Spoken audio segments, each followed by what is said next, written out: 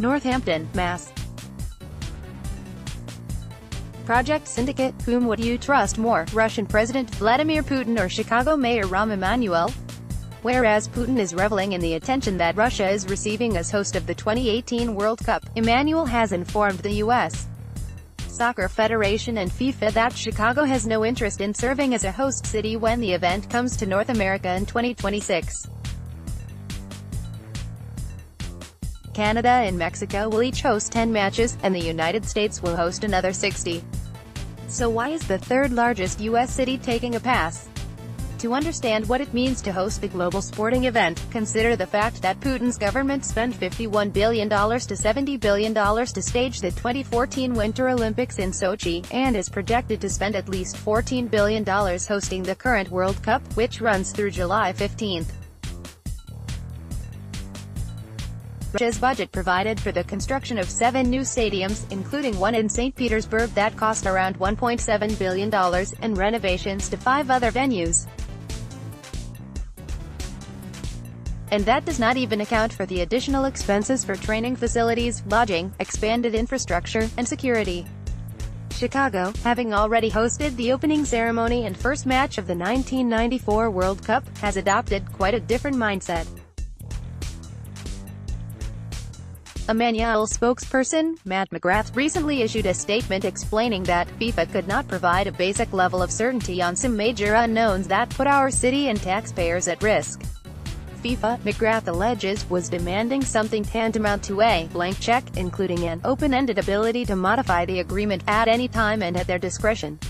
Moreover, FIFA would have required that Soldier Field, home to the Chicago Bears football team, be taken out of use for 2 months prior to the tournament. In the end, Emanuel's office concluded that the uncertainty for taxpayers, coupled with FIFA's inflexibility and unwillingness to negotiate, were clear indications that further pursuit of the bid wasn't in Chicago's best interests. In addition to holding anywhere from 2 to 6 games, potentially over the course of a number of weeks, World Cup host cities are expected to throw a FanFest, furnish training facilities for the teams, and provide extensive tax exemptions for a range of activities. In fact, FIFA prohibits both direct and indirect taxation on all income from the event, exempting continental soccer confederations, host country broadcasters, and FIFA member associations, service providers, and contractors. It is little wonder, then, that Minneapolis and Vancouver have joined Chicago in declining the hosting honor.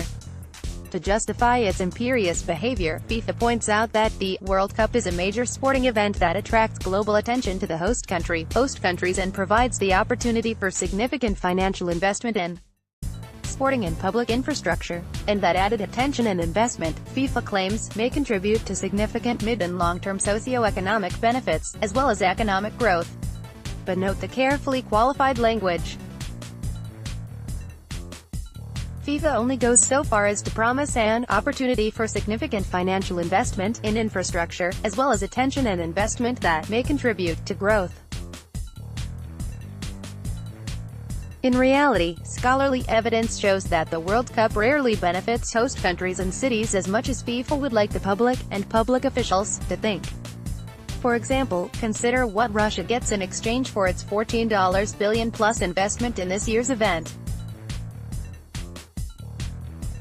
While all of the revenue from ticket sales, international broadcasting rights, and sponsorships will go directly to FIFA, Russia will be left with 7 new stadiums and 5 refurbished facilities that it does not need. And unless it demolishes these venues, it will have to spend tens of millions of dollars every year to maintain them. Meanwhile, hundreds of acres of scarce urban real estate will have been forfeited as sites for white elephants. Be sure, images of sleek new facilities are being disseminated worldwide. But the optics are not necessarily working in Russia's favor. Apparently, there was no hiding the 6,000 empty seats at the Uruguay-Egypt match on June 15. If history is any guide, it is highly unlikely that the 2018 World Cup will increase Russia's international investment or trade, boost its tourism industry, or strengthen its people's commitment to physical fitness. What it will do is instill a fleeting sense of national pride among a significant portion of Russians, while offering an ephemeral distraction from the country's mounting problems. With or without the World Cup, oil price volatility and international sanctions imposed in response to Putin's 2014 annexation of Crimea will continue to darken Russia's economic prospects and diminish ordinary Russian standard of living. So, whom should you trust? I'm going with Emanuel. This article was published with permission of Project Syndicate. Why host the World Cup?